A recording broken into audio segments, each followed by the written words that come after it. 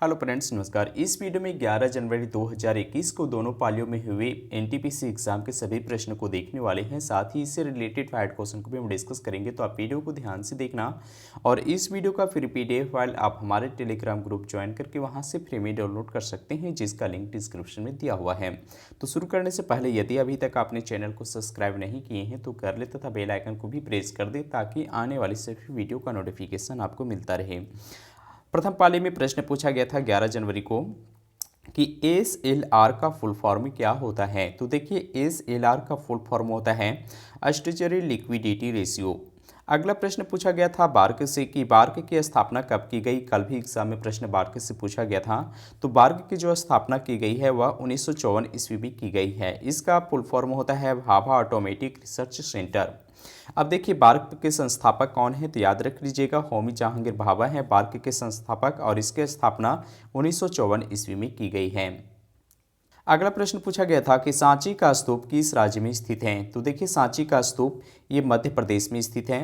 अगला प्रश्न है पूछा गया है कि IAEA का मुख्यालय कहाँ है। तो देखिए, IAEA यानी इंटरनेशनल ऑटोमेटिक एनर्जी एजेंसी, कल भी इससे रिलेटेड प्रश्न पूछा गया था और आज भी शिफ्ट में इससे एग्जाम में पूछा गया है। तो देखिए, IAEA का मुख्यालय है वीना। अगला प्रश्न पूछा गया है गोलमेज से कि पहला गोलमेज सम्मेलन कब हुआ था। तो देखिए, पहला गोलमेज सम्मेलन ये 1930 ईस्वी में हुआ है। अब यहाँ से आपको ये भी याद रख लेना है कि दूसरा गोलमेज सम्मेलन ये 1931 को हुआ है और तीसरा गोलमेज सम्मेलन ये 1932 को हुआ है, यानी तीनों गोलमेज सम्मेलन लगातार हुए हैं। अगला प्रश्न पूछा गया है कि भारतीय सिनेमा के जनक किसे कहा जाता है। आंसर है इसका दादा भाई फाल्के, ये भारतीय सिनेमा के जनक कहलाते हैं। अगला प्रश्न पूछा गया है कि जनरेटर किस सिद्धांत पर कार्य करता है। तो देखिए फ्रेंड्स, ये जो जनरेटर होता है वह फैराडे के सिद्धांत पर कार्य करता है। ठीक है। अगला प्रश्न यहाँ से पूछा गया है कि भारत रत्न सबसे पहले किससे मिला। तो देखिए, भारत रत्न सबसे पहले 3 लोगों को मिला है, सी राजगोपालचारी, CV रमन और एस राधा कृष्णन। ठीक है। लेकिन ऑप्शन के अनुसार वहाँ पे पता चलेगा कि किस प्रश्न यहाँ से रिलेटेड पूछा गया है। अब क्या पूछा गया था ये तो पूरा क्लियर नहीं किया गया है, लेकिन याद रख लीजिए कि भारत रत्न सबसे पहले 3 लोगों को दिया गया है। अगला प्रश्न पूछा गया कि रक्त किस प्रकार का ऊतक है। तो देखिए, ये जो रक्त होता है वह संयोजी ऊतक कहलाता है।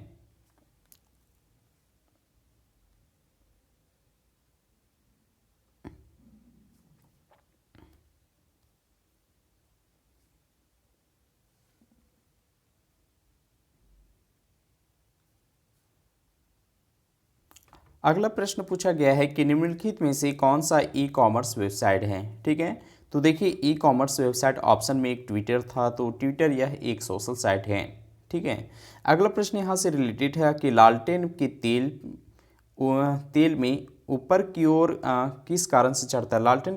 लालटेन में तेल ऊपर की ओर किस क्रिया के कारण चढ़ता है। आंसर था इसका किसी कत्व क्रिया। अगला प्रश्न है कि इंपीरियल बैंक ऑफ इंडिया का नाम चेंज करके SBI यानी स्टेट बैंक ऑफ इंडिया कब किया गया। आंसर है इसका 1 जुलाई 1955 ईस्वी को इंपीरियल बैंक ऑफ इंडिया का नाम चेंज करके 1955 में स्टेट बैंक ऑफ इंडिया कर दिया गया। अगला प्रश्न इकोनॉमिक्स से रिलेटेड प्रश्न पूछा गया है। इसमें पूछा गया है कि फादर ऑफ माइक्रो इकोनॉमिक्स किसे कहते हैं। आंसर है इसका Alfred Marshall. Fathers of microeconomics ये अल्फ्रेड मार्शल को कहा गया है। और इकोनॉमिक्स के फादर कौन है, तो ये हैं एडम स्मिथ। अगला प्रश्न है ब्लू माउंटेन के नाम से किस पर्वत को जाना जाता है। आंसर था इसका नीलगिरी पहाड़ी। अगला प्रश्न था कि नेपाल का राष्ट्रीय पशु क्या है। आंसर है गाय नेपाल का राष्ट्रीय पशु है।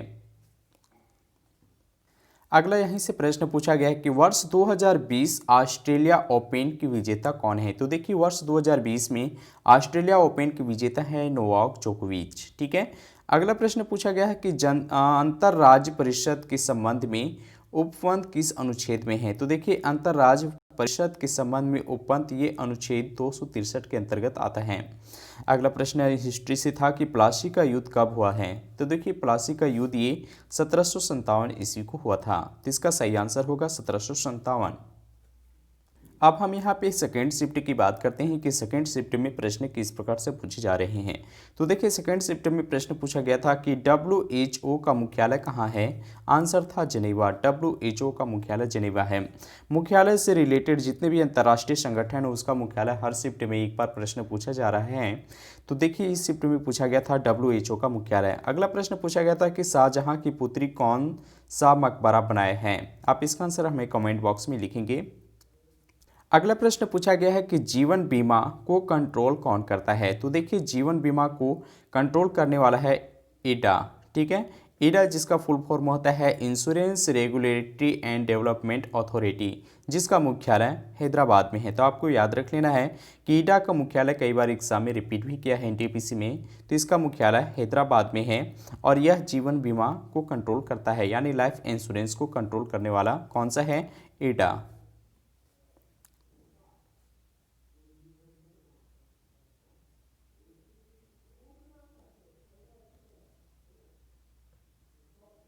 अब देखिए फ्रेंड्स यहाँ पे बार्ग से पुनः सेकेंड शिफ्ट में भी प्रश्न पूछा गया है कि बार्ग का पुराना नाम क्या है। देखिए तो बार्ग का जो पुराना नाम है वह है आपका Tata institute of fundamental research, यानी टिप। बार्क इसका भी फुल फॉर्म होता है भाभा ऑटोमेटिक रिसर्च सेंटर। ठीक है, जिसके संस्थापक है होमी जहांगीर भाभा और स्थापना कितना में 1954 ईस्वी में हुआ है, जिसका फर्स्ट शिफ्ट में प्रश्न पूछा गया था। अब यहाँ पे कुछ और रिलेटेड फैक्ट क्वेश्चन को भी देख लेते हैं। जैसे भाभा परमाणु अनुसंधान केंद्र मुंबई में स्थित है और सन 6 जनवरी 1954 को भाभा परमाणु आयोग की स्थापना की गई थी। इसके बाद परमाणु ऊर्जा संस्थान को पुनर्निर्मित कर 12 जनवरी 1967 को इसका नया नाम भाभा परमाणु अनुसंधान केंद्र कर दिया गया। ठीक है, अगला यहाँ से प्रश्न पूछा गया है कि रेगिस्तान में किस कारण से पानी दिखाई पड़ता है। आंसर है इसका मरीचिका के कारण। अगला प्रश्न था कि द व्हाइट टाइगर बुक्स के लेखक कौन है। आंसर है अरविंद एडिगा। नेक्स्ट प्रश्न पूछा गया है कि कौन सा रेगिस्तान भारत में नहीं था। तो देखिए भारत में ऑप्शन के अनुसार सिंधु रेगिस्तान ये भारत में नहीं है। ठीक है, अगला प्रश्न साइंस से पूछा गया है कि रक्त का थक्का किस कारण से बनता है। आंसर था इसका विटामिन के। विटामिन के कारण ही रक्त का थक्का बनता है। अगला प्रश्न पूछा गया है कि प्रशासनिक शक्ति, ठीक है, यानी एडमिनिस्ट्रेटिव पावर का प्रयोग करने वाले को क्या कहते हैं। आंसर था इसका कार्यपालक, यानी एग्जीक्यूटिव। अगला प्रश्न पूछा गया कि किस बेस्ट फिल्म के लिए ऑस्कर अवार्ड दिया गया। आंसर था इसका पैरासाइट। ठीक है, यह एक साउथ फिल्म है जिसे बेस्ट फिल्म के लिए ऑस्कर अवार्ड के लिए चुना गया है। अगला प्रश्न पूछा गया है मैग्नीशियम का सूत्र। तो देखिए मैग्नीशियम का सूत्र होता है Mg। और नेक्स्ट प्रश्न पूछा गया था कि विमुद्रीकरण कब हुआ था। तो देखिए अभी हाल ही में जो विमुद्रीकरण हुआ था वह 8 नवंबर 2016 को किया गया था। नेक्स्ट प्रश्न पूछा गया है कि PSLV का फुल फॉर्म क्या होता है। तो देखिए कल जो एग्जाम में पूछा गया था सिर्फ उसमें पूछा गया था कि SLV का फुल फॉर्म क्या होता है।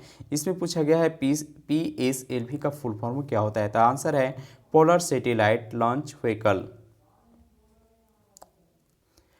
अगला क्वेश्चन है पूछा गया है कि भारत का राष्ट्रीय गान सर्वप्रथम किस अधिवेशन में गाया गया था। आंसर था इसका कोलकाता अधिवेशन में 27 दिसंबर 1911 ईस्वी को बंगाली और हिंदी भाषा में। ठीक है, ये भारत का राष्ट्रीय गान को सर्वप्रथम गाया गया। तो यहाँ से एग्जाम में आपसे ये भी पूछा जाएगा कि भारत का राष्ट्रीय गान को सर्वप्रथम किस भाषा में गाया गया। आंसर हो जाएगा बंगाली और हिंदी भाषा में। अगला प्रश्न पूछा गया है कि किस अधिवेशन में पूर्ण स्वराज की मांग की गई थी। आंसर था 1929 का लाहौर अधिवेशन में पूर्ण स्वराज की मांग की गई। नेक्स्ट प्रश्न पूछा गया है कि विश्व पर्यावरण दिवस कब मनाया जाता है। आंसर है 5 जून को विश्व पर्यावरण दिवस मनाया जाता है। अगला जो प्रश्न पूछा गया है उसमें था कि विश्व का सबसे लंबा वृक्ष कौन सा है। तो देखिए विश्व का सबसे लंबा वृक्ष है यहाँ पे। ठीक है, ये आपका है रेडवुड। अगला प्रश्न पूछा गया है कंप्यूटर से कि प्रोटॉन का पूर्ण रूप क्या होता है। तो देखिए प्रोटॉन का जो पूर्ण रूप होता है वह फॉर्मूला ट्रांसलेशन होता है। नेक्स्ट प्रश्न पूछा गया है कि इंदिरा गांधी ट्यूलिप गार्डन ये कहाँ स्थित हैं? आंसर है इसका श्रीनगर में इंदिरा गांधी ट्यूलिप गार्डन स्थित है। अगला क्वेश्चन पूछा गया है कि यूनेस्को में, ठीक है, कि यूनेस्को की विश्व धरोहर में किसे शामिल नहीं किया गया है? तो देखिए यहाँ पे 4 ऑप्शन था। पहला था हवा महल, दूसरा था कोणार्क मंदिर, तीसरा आगरा फोर्ट और चौथा था एलिफेंटा। ठीक है, तो यूनेस्को की विश्व धरोहर में हवा महल को शामिल नहीं किया गया है। इसके अलावा कोणार्क मंदिर, आगरा फोर्ट और एलिफेंटा की गुफा, ठीक है, इसे यूनेस्को में शामिल किया गया है। और अगला प्रश्न पूछा गया है इकोनॉमिक्स से रिलेटेड कि पहली पंचवर्षीय योजना का कार्यकाल क्या था? आंसर था 1951 से 56। देखिए फ्रेंड्स, पंचवर्षीय योजना से रिलेटेड यहाँ से एग्जाम में प्रश्न पूछे जा रहे हैं, तो आप सभी पंचवर्षीय योजनाओं को एक बार देख लें, आपकी एग्जाम के लिए इंपॉर्टेंट होंगे। अगला क्वेश्चन पूछा गया है कि बच्चों को निःशुल्क शिक्षा के लिए भारत सरकार ने उम्र सीमा कितना निर्धारित की है? तो देखिए भारत में बच्चों को निःशुल्क शिक्षा के लिए जो उम्र सीमा निर्धारित की गई है वह 6 वर्ष से लेकर के 14 वर्ष तक का उम्र को निःशुल्क शिक्षा देने की घोषणा की गई है। अगला प्रश्न पूछा गया है कि किस आईटी कंपनी ने कंप्यूटर बनाना बंद कर दिया? तो यहाँ पे 4 ऑप्शन थे। आईबीएम था, डेल था और एकल था। ठीक है, तो इसमें आईबीएम कंपनी ने कंप्यूटर बनाना बंद कर दिया है। अगला क्वेश्चन है कि एडिस मच्छर के काटने से कौन सा बीमारी होता है? आंसर है डेंगू बीमारी। अगला क्वेश्चन पूछा गया है इसी से रिलेटेड कि एप्पल पर्सनल कंप्यूटर के संस्थापक कौन है? आंसर है इसका रोनाल्डो वेन। ठीक है, रोनाल्डो वेन ये एप्पल पर्सनल कंप्यूटर के संस्थापक हैं। और अगला प्रश्न पूछा गया है इसी से रिलेटेड फैक्ट क्वेश्चन को भी देख लीजिए, जैसे एप्पल कंप्यूटर के संस्थापक कौन है? तो आंसर हो जाएगा टिम कुक, रोनाल्डो वेन और स्टीव जॉब्स। इसकी स्थापना यानी एप्पल कंप्यूटर की स्थापना 1976 ईस्वी में की गई है। वर्तमान समय में एप्पल के जो सीईओ हैं वह हैं टिम कुक। तो आप इन्हें नाम याद रख लीजिएगा, एग्जाम के लिए इंपॉर्टेंट होंगे ये प्रश्न।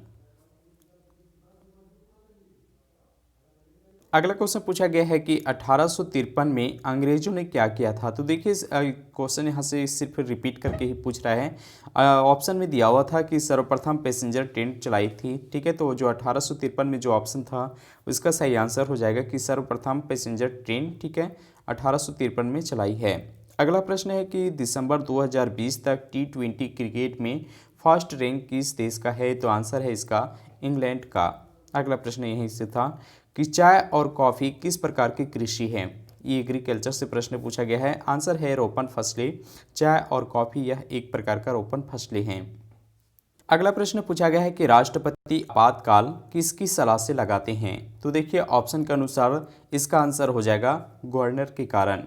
उम्मीद है वीडियो आपको पसंद आया है, तो आप वीडियो को लाइक कीजिए, साथ ही अपने दोस्तों को शेयर कीजिए और यदि आप इस चैनल पर नए हैं तो चैनल को सब्सक्राइब कर ले, साथ ही बेल आइकन को भी प्रेस कर दें ताकि आने वाले सभी वीडियो का नोटिफिकेशन आपको मिलता रहे।